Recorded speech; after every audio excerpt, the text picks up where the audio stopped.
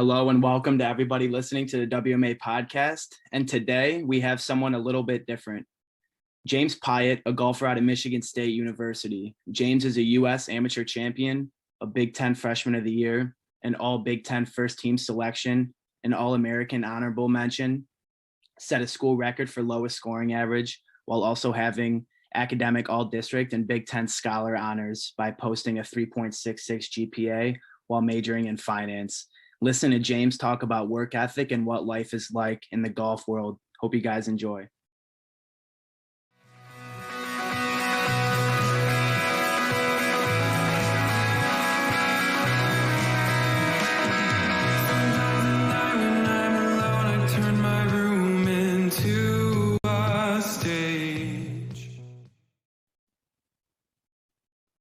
All right, thank you to everybody listening to the podcast. We have James Piot here.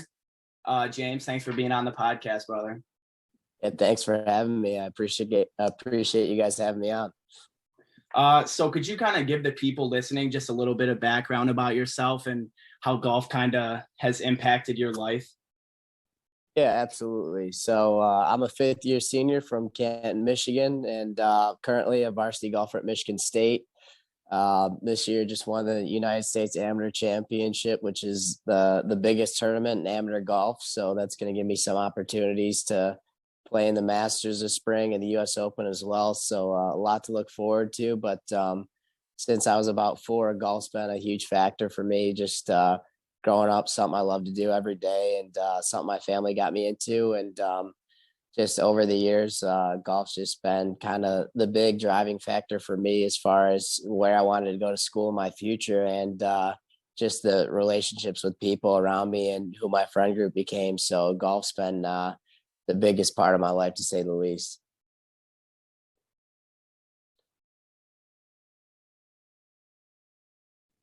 Yes, sir. Absolutely. So could you kind of tell us the big differences, kind of when it clicked for you, when you realized it was more of a reality and not really a dream anymore, kind of like the defining moment in your golf career and, kind of comparing your career at Catholic Central and then going into MSU? Yeah, I mean, for me, obviously, it's always been a dream to play professionally. That's been the goal since day one. As soon as I picked up a club, I'm like, this is what I want to do. But just getting to Catholic Central as a freshman, I was the one guy on the team, and was all-state super team 4 years in a row at Catholic Central. So for me, it was just building off of every year, just kept getting better and better. And going into Michigan State, I was like, you know what, this is what I want to do, obviously, but just the same mentality. Let's just keep getting better every year. And for me, it really clicked. This is something I could do in life was probably last year's season. I finished top 10, 7 events in a row, and which in college golf it's pretty impressive because you have your bad weeks, and to finish top 10, 7 weeks in a row was like, all right, you're actually doing something. And finished honorable mention All-American last year. So for me, that was really a big confidence booster. And I said, you know what, this is kind of what you're meant to do. And just gave me a lot of confidence rolling into this summer. And accomplishing the USAM was obviously the biggest career booster starter possible, and changed my life forever. So extremely blessed that happened. And that's kind of driven me to just work hard every day and just keep getting better until we get to that next stage now. Absolutely. So did you ever think, your late years at CC and then maybe even freshman, sophomore year at State, like where you would be, where you are right now? I mean, did you ever see that happening? It's kind of one of those things you like dream of, but didn't actually think it happened, USAM champ, and where I am now, just, starting off at CC, my goal is always just to win every week. And that's kind of where I keep my goals, just simple, small, week by week. And just having the career I had at CC, actually looking back at it, while I'm super proud of All-State 4 years in a row, I'm like, I didn't win Mr. Golf. And there's 2 of my teammates here who did. So they have always had that above me. And at State, one of my roommates, Zach Rosendale, he won Mr. Golf our senior year. It was kind of me and him, a 2-guy race at the end. And ended up, he beat me by in a couple tournaments by a few shots. So that kind of did it for him. But he always kind of holds that over my head. He's like, hey man, listen, well, you're kind of a big deal right now. I was Mr. Golf. So we've always had that kind of rivalry going. And things like that always drove me. And, like I said, every year my goals just keep getting better. And that's kind of been the mindset for me. But just kind of keeping a small chip on my shoulder and saying, while you reach this level, there's always another level to get to. Yeah, dude, absolutely. That's funny. I'd be definitely holding that over your head if I was him. So, kind of going back to your point of, just getting better every day. So, most viewers, I guess, at golf don't really realize, how much time and preparation that golfers actually put in, because, it's truly a game of perfection. So could you kind of describe your work ethic and your day to day, and, maybe how other golfers compare to, your practice techniques, and how much time actually goes into practice and what that day kind of looks like?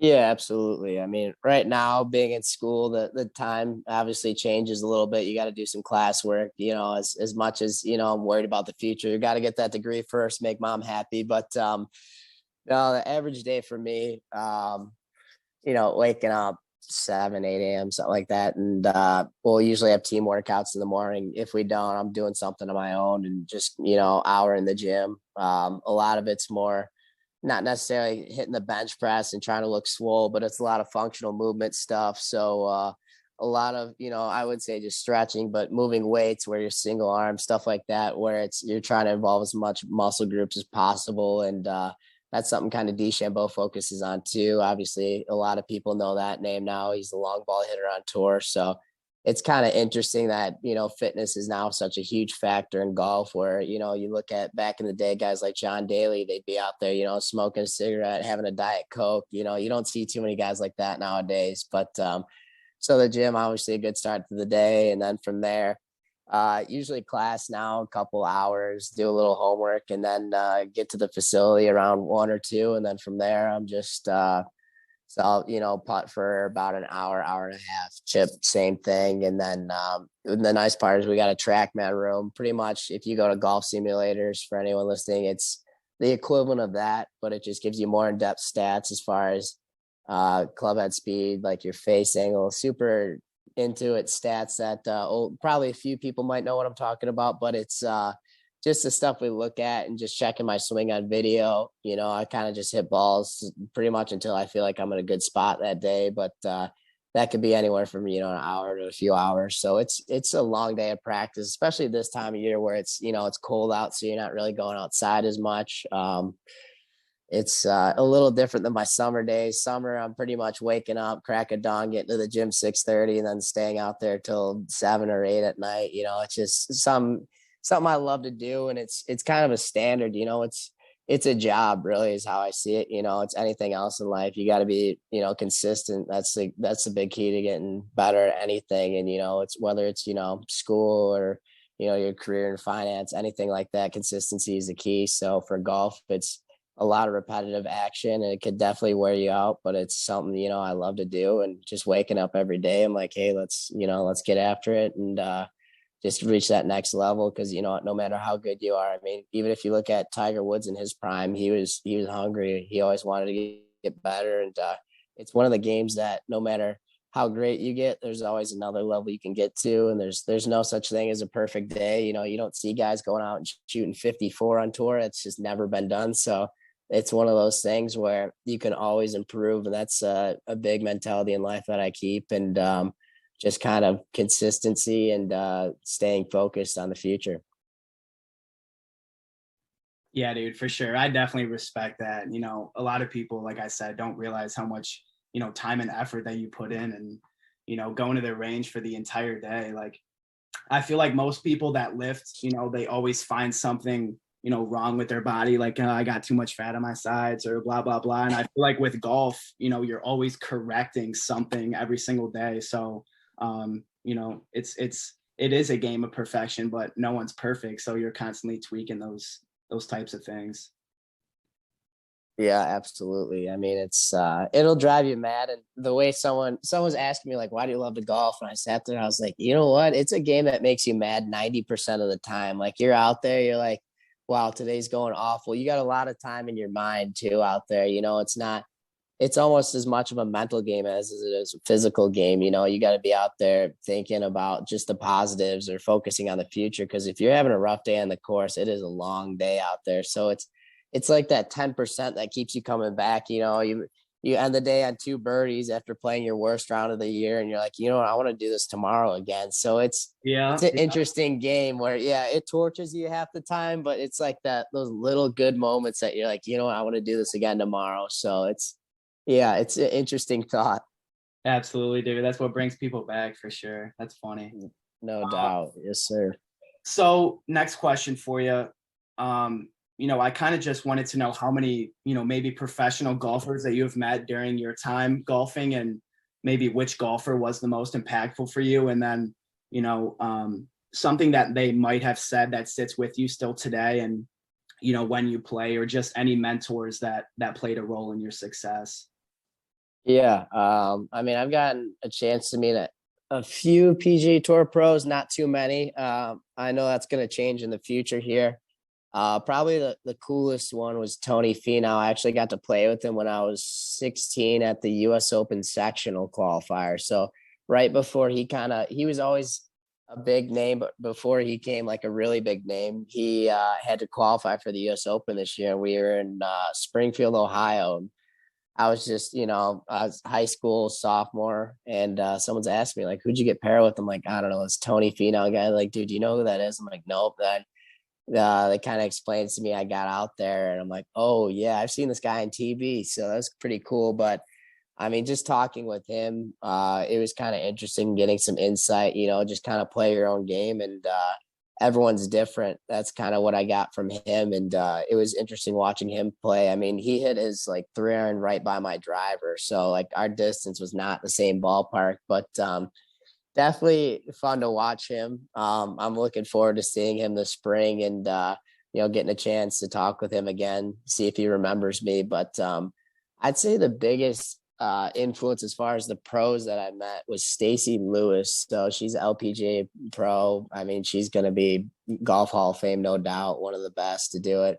And I was at this event representing USA a couple weeks ago, and she's actually our team captain. So getting a chance to have 4 days with someone who's done such an amazing job with their career was the coolest thing ever. And she was just kind of giving me life advice and said, just be you, do your thing. Everyone's different. And she was kind of talking about the DeChambeau thing where everyone's trying to chase distance. She's like, well, you may want to do that. It may not be your game. So it's kind of stay true to who you are. Just keep doing your thing. And, there's many ways to get it done in the golf world, which is the interesting thing. And I kind of took that to heart. So that's kind of shaped who I am. I said, let's just be you and have some fun with this whole process. Yeah, absolutely, dude. I mean, I guess that's what makes Tony a little different too. He's got that short backswing and absolutely pipes drives down the middle. So everyone, oh my God, game. Yeah, well, he's built like a basketball player. He's about 6'7", and he's got, I mean, some lanky arms. So like me and him, I look like I could be like his son. I'm so small compared to, he's he's a different human being, but he was a super nice guy. It was a cool round, cool experience. He actually qualified for the US Open that day, no surprise. But I played one of my worst rounds of golf that day, and I was like, all right, let's just get out of his way. That was my mentality. I'm like, you know what? I'm just gonna watch the show and try to soak it in. But it was pretty cool watching him qualify, and then seeing the success he's had now is the coolest thing ever, because I could watch on Sunday, be like, hey, I played with that guy. So that's definitely been something awesome. Experience. That's an unreal. Absolutely. All right. So next question scenario, you winning the last, I don't know, you won 4 consecutive holes, I think, on the back 9 at the amateur championship. So could you kind of walk me through, how fast the heart was beating during those pressure shots and what was going through your mind those last few holes? Because now when you watch golf on TV, they bring up the heartbeat, the heart rate beats per minute or whatever it is. Yep. How was that for you? That's an adrenaline rush for sure. Oh my gosh. Yeah. Well, I just remember walking off the 9th green, and I'm 3 down, thinking to myself, while he's beating you, it's really, I was just playing bad golf. I didn't think to myself that he really earned it. It was more of, you're doing this to yourself. So let's bounce back. I set a goal in my head. Let's play this back nine 4 under. And I kind of try to block out the fact that it's the U.S. Amateur biggest tournament. You got thousands of people watching you in person and on TV. So I kind of went my own little world there. But as weird as it sounds, you're almost more comfortable when you're losing out there than when you're winning, because it's like, bogeys are coming to whoever's winning, and you just keep playing your game and see what happens. But it's that 4-hole stretch is like, all right, we're 3 down, and then you're like, all right, 2 down. You're like, oh my God, 1 down. We got a shot at this. So they just kept coming in one after another. I'm like, all right, let's just keep playing our game, stay patient, hit the shot, stay in the moment. And then all of a sudden I'm 2 up with 3 to play. And, I hate to say it, as positive a guy I am, I was in my head, I'm just thinking, all right, you're on national TV, don't choke this now. It's literally what's going through your mind. As much as you want to believe, like, in my head, you look at me, I look focused, I'm in the zone. Like, I hate to say it, it's just like, don't choke this, man. Don't choke this. So we got to 17, and we get to 17, and I'm 2 up, and I drive in that left bunker, and I'm like thinking to myself, all right, let's just get this around the hole, make a birdie, let's get it over. But also you're over the shot, and internally it's like, all right, hit this thing. And then sure enough, just over the green, I'm like, oh no, here we go. But no, I hit a good one on the next one and made that putt to finish it off. So that was the coolest experience ever with my family and everyone there. But yeah, if I went back and looked at my heartbeat on that, because everyone kind of wears those, they're called whoop bands. That's what you see on TV. Everyone kind of wears those now in golf. And if you looked at my heartbeat, it would be sky high in that moment. But it was it was really cool just seeing how composed I looked on TV, going back and watching the coverage compared to how I felt internally was just 2 different stories. But end of the day, got it done. So happy to have gotten through that moment. That's awesome, bro. The champ right here. That's awesome. Yeah, dude. I mean, I'm telling you, from the weekend golfers experience, people, catching up to you that are playing behind, watching you on the tee box. Most weekend golfers are shaking their drive with with people watching that aren't in their group. So yeah, it's gonna be interesting. Come springtime, first tee of Augusta, I'm gonna be with Hideki, so I'll be teeing off with a former champion. So we're gonna have a gallery around us, and that's probably gonna be my thought too. It's like, all right, let's just get this off the first tee. Let's not top it or anything. So unreal. Yeah, we'll see. So one piece of advice that you would give our listeners about anything in life, and then second part question, the question I'm most excited to ask is one piece of advice that you would give to us on the golf course for the weekend golfers. Yeah. Well, I'll go with the first one. Anything in life. I'm just a firm believer. Hard work and consistency in actions is where you see results. It kind of relates to golf, but anything in life is when you work hard, you're not always going to see results instantly, but I'm a firm believer that it eventually pays off. So golf's kind of the perfect sport for that, where you could spend every day on the driving range and not feel like you're getting better, but 2 months later, that hard work pays off. So it's kind of the same thought for anything else in life, is just be consistent with your actions. It's like going to the gym. You could sit there and do curls, every other day, and, not think your biceps are getting larger. But if you do that for, a year straight, yeah, you're going to get bigger. So it's kind of the same thing in everything. Just be consistent with your actions and work hard. And then some golf advice to get better here. Oh man, there's a lot going on there, but it's a mental game. It's a mental game. Obviously, when you start off, you got to put the reps in just to get the hand-eye coordination to hit the ball. But a lot of what I do, and a lot of what, like, the elite players, what makes them really good is just your thoughts before you hit a shot. If you're walking up to a shot thinking, I have no idea where this ball's going, you're not going to find that fairway too often. So if you watch on TV, watch some of the pros, they'll take a step back and they'll do like a deep breath. Some of them, and it looks like they're just staring into the distance, or they're laser focused. It's just them in their mind. A lot of us visualize the shot before we hit it. So I'm trying to think of a good one. But like when I have that 9-iron in there, I take a step back. You kind of see me look at the hole for a second and stop for a minute before I hit that shot. That's just me visualizing what I'm going to do there. And obviously it doesn't always happen that way, where you visualize and it goes right where you're thinking, but it obviously helps. It's just a huge factor is visualization and just seeing a positive outcome before you hit the shot. That's a big one. I mean, especially putting, a lot of the new golfers, you got a 2-footer, 3-footer where it's just outside the gimme range. Your buddies don't want to give that to you, and you're thinking in your head, please hit the cup. Like you got to just go up to it and be like, this is going in center cup. I'm feeling it, and it does make a world of difference. And it's something that it takes more than just a second to get down, because it's like you think instantly, like you can remove all the bad thoughts, but they're always going to be there. Even the best players in the world have negative thoughts creeping, but it's a lot of it's visualization and just positive thinking that makes a huge world of difference on golf. And obviously getting those reps in for the beginners before you get to that level is huge. So hopefully that response helped. If not, we could go over a whole short game, full swing lesson if you need it. Hey, that might have to come later, honestly. I do got yeah. right now. So that was definitely a good piece of advice. All right. So kind of wrapping up, champ, what's next? What's next for the champ? What happens 1 to 3 years from now? What happens this year? What happens the next year? Yeah, so this coming spring, I'll play Bay Hill PGA Tour event in the spring, a couple weeks before Augusta, just as an amateur, get a feel for it. I got a sponsor's exemption, which is awesome. So get a little tour experience in there before the Masters a few weeks after that, and then finish out the college season with the boys here at Michigan State. Just love being a Spartan and representing the university. So we actually have a really good team this year. We're top 35 in the nation. So hopefully make a postseason run, make it to nationals and see what we can do. But until then, just keep getting better. And then after this college season's over, we're turning pro, and hopefully see everyone at some PGA Tour events supporting this summer, but get a good amount of sponsor exemptions and starts, and that's kind of the plan. So hopefully just keep it going and make a career out of playing golf.